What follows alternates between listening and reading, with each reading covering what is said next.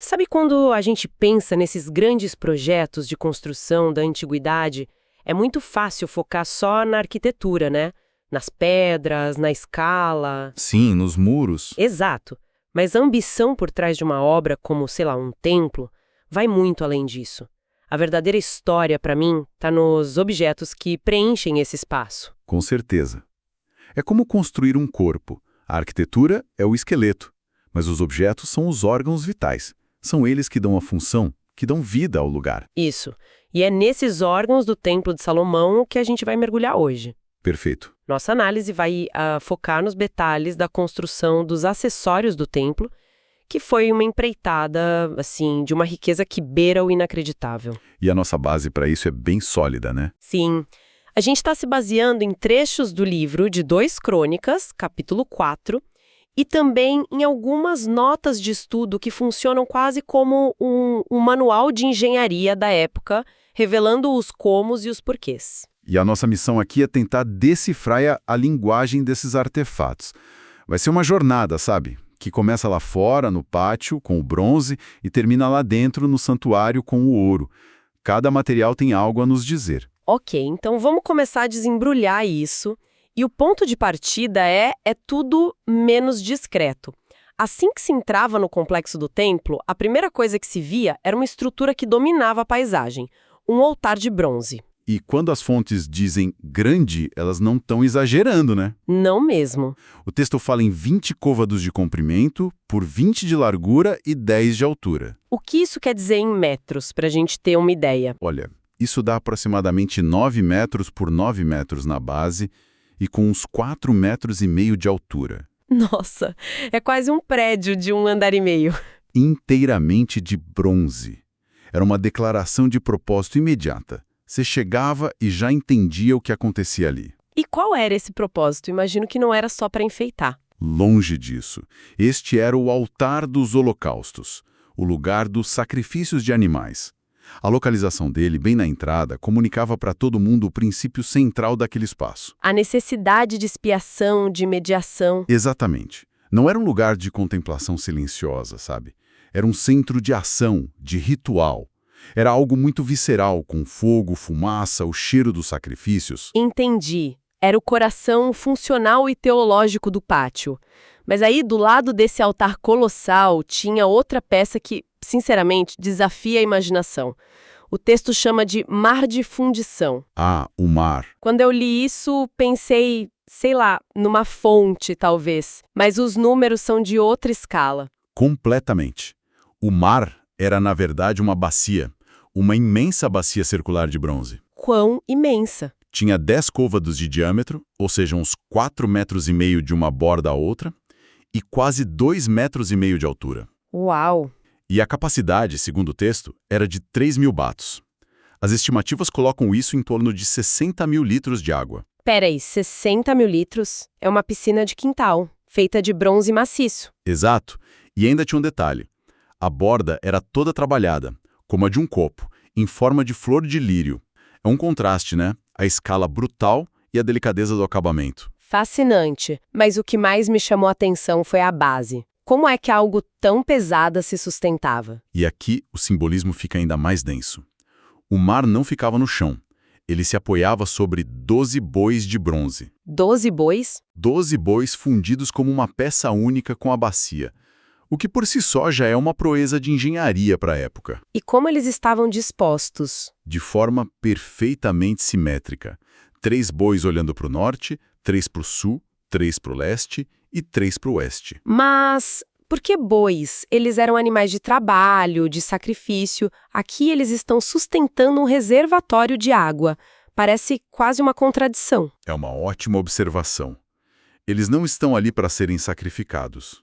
O boi, no imaginário antigo, é um símbolo de força, de trabalho, de resistência. A força que sustenta a pureza. Exatamente essa a ideia. E as notas de estudo que a gente tem sugerem que os 12 bois representavam as 12 tribos de Israel, a nação inteira, em sua força coletiva, sustentando a pureza ritual do sacerdócio. Ah, claro. Porque a água do mar era para purificação dos sacerdotes, né? Exclusivamente para eles, antes de ministrarem. Então, Temos o altar para o sacrifício e o mar para a purificação dos sacerdotes. Mas a logística de um lugar desses devia ser bem complexa. O texto fala de outras peças de bronze, certo? Sim, tinha toda uma infraestrutura de apoio. O autor de Crônicas menciona 10 pias de bronze menores. E qual a função delas? Elas eram móveis, ficavam sobre bases com rodas e serviam especificamente para lavar as partes dos animais que seriam oferecidos no altar. Entendi. E tinha uma organização meticulosa. 5 pias ficavam do lado direito do pátio e 5 do esquerdo. Criavam um fluxo de trabalho, sabe? Isso mostra um nível de organização impressionante. A separação das águas é um detalhe crucial. Uma água para os sacerdotes e outra para os elementos do ritual. Exato. É um sistema com uma lógica teológica muito clara sobre pureza e separação. Tudo projetado para evitar contaminação, para manter a ordem sagrada. Uma operação dessa escala, com peças tão complexas, não acontece por acaso. Alguém teve que projetar e executar tudo isso. As fontes mencionam quem era o chefe de engenharia por trás desse projeto. Mencionam? Sim. E ele era uma espécie de rockstar da metalurgia da época. Um homem chamado Hiram Abi. Hiram Abi. O texto o descreve como filho de uma mulher israelita da tribo de Dan e de um pai de Tiro, que era uma cidade fenícia famosa pelos seus mestres artesãos. Ele era o gênio criativo e técnico por trás de tudo que era de bronze ali. Isso é muito interessante. Então Salomão importou o melhor talento que o dinheiro podia comprar? Exatamente. O projeto não foi puramente israelita. E o que isso nos diz? Nos diz muito sobre o reinado de Salomão. Ele não era um rei isolado. Ele era um ator importante na política e no comércio internacional. Contratar o melhor artesão de Tiro era uma demonstração de poder, de riqueza e de influência diplomática. O templo não era só uma obra de fé. Era também um projeto geopolítico. E a quantidade de material? O texto diz que o peso do bronze era tanto que nem se deram ao trabalho de calcular. Simplesmente não havia como pesar tudo. Imagina a cena. Isso me leva à pergunta prática. Como eles fizeram isso? Como se funde um boi de bronze em tamanho real, quanto mais 12 deles de uma vez só, com uma piscina de 60 mil litros em cima? O texto nos dá uma pista fascinante. As peças não foram feitas em Jerusalém. Não. Onde então? Foram fundidas na planície do Jordão, numa área entre as cidades de Sucote e Zeredá. A escolha do local foi estratégica, foi genial. Por quê? O que tinha lá? A região era riquíssima em argila de alta qualidade, que é essencial para criar os moldes de fundição. E, claro, tinha água do Rio Jordão em abundância. Então eles criaram uma fundição a céu aberto no meio do vale. Basicamente, sim. Imagine uma operação em escala massiva. Eles cavavam os moldes gigantescos na própria terra argilosa com uma precisão incrível. Depois construíam fornos para derreter toneladas e mais toneladas de bronze. Que era despejado nesses moldes. Exato. Depois de resfriar, a peça era desenterrada, acabada e transportada para Jerusalém. Uma operação logística épica para o mundo antigo. É fascinante pensar nisso. Toda essa fumaça, esse trabalho pesado, calor. Mas o que acontecia quando se passava pelas portas do templo? A sensação devia mudar completamente, né? Completamente. Porque todo esse bronze, toda essa indústria do ritual, ela fica para trás. E a mudança não é só de ambiente. Não. É de material, de luz e de significado. Você sai do mundo do bronze e entra no universo do ouro. E essa não é uma escolha só estética. Tem uma teologia por trás. Exato. O bronze, no exterior, está associado ao sacrifício, ao sangue, à purificação do pecado. É o material do primeiro contato. E o ouro? O ouro, no interior, está associado à santidade, à realeza, à presença direta de Deus. É o material da comunhão.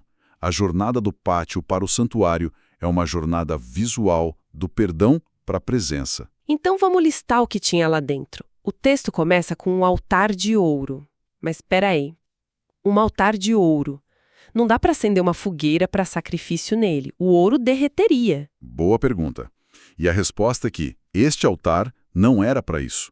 Ele ficava no lugar santo e era usado exclusivamente para queimar incenso. Ah, entendi. 2 vezes por dia, Um sacerdote entrava e queimava um incenso especial.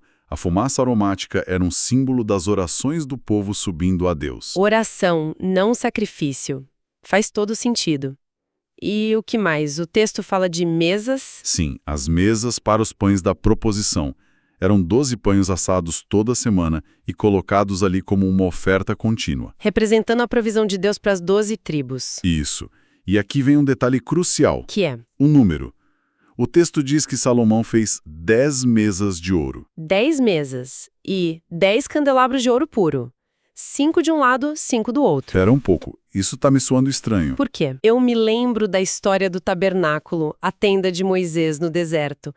Lá, se não me engano, tinha só uma mesa e um candelabro. Por que multiplicar tudo por 10? Parece um exagero, quase ostentação. Exato. E essa é a chave para entender a mensagem de Salomão. Não é só sobre riqueza, é uma declaração teológica poderosa. Passar de 1 para 10 é um jeito de dizer: a aliança feita no deserto, agora ela está se expandindo, transbordando. É a abundância divina manifestada em escala monumental. Perfeito. A escala não é só material, refletindo a riqueza do rei, mas também teológica, refletindo a magnitude da bênção divina. Uau! Isso muda completamente a perspectiva. Não é só decoração, é uma mensagem. E a lista continua. Fala de flores, lâmpadas, espevitadeiras. O que são espevitadeiras? São pequenos instrumentos, tipo pincers ou tesouras, usados para cuidar dos pavios das lâmpadas, para a chama queimar de forma limpa.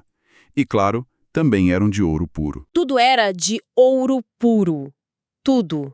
As taças, os incensários, as bacias. O texto faz questão de repetir. Ouro finíssimo.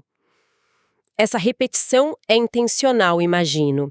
E de onde vinha tanto ouro? Uma empreitada dessas teria esgotado os cofres de muitos reinos. Com certeza. As fontes mencionam que grande parte vinha de expedições comerciais e de tributos. Fala-se de rotas que iam até Ofir, um lugar lendário pelo seu ouro, e da visita da rainha de Sabá, que também trouxe uma quantidade imensa de ouro. Então é um império de comércio e diplomacia financiando uma obra de fé. Basicamente. E para coroar tudo, o ponto final da lista, até as dobradiças das portas eram de ouro. As portas do Santo dos Santos e as portas principais do templo. É o detalhe final que sela a ideia. Não havia economia, não havia corte de custos quando se tratava da santidade daquele espaço. Cada grama de ouro era parte da mensagem. Então, o que tudo isso significa? No final, o que a gente tem é um retrato de dois mundos coexistindo no mesmo lugar. Do lado de fora, no pátio, a força e a funcionalidade do bronze. É um mundo do ritual público, do sacrifício, da purificação. E do lado de dentro, no santuário, o brilho, a preciosidade e a santidade do ouro. O mundo do serviço direto na presença divina, da comunhão. É uma manifestação física de uma teologia complexa, onde cada material, cada número, cada objeto tem um lugar e um significado preciso. Uma obra que era, ao mesmo tempo, um centro de adoração e uma declaração de poder. Exato. Uma declaração do poder e da glória de seu patrono, o rei Salomão, e de sua divindade. As fontes nos dão um inventário incrivelmente detalhado e essa riqueza de detalhes nos permite visualizar o esplendor. Mas isso nos deixa com uma pergunta para refletir, né? Quando a expressão da fé se materializa numa riqueza tão extraordinária, como isso molda a experiência do sagrado para as pessoas comuns daquela época? Essa grandiosidade toda, esse ouro todo, aproxima as pessoas do divino ou pelo seu esplendor e exclusividade, acaba criando uma distância intransponível?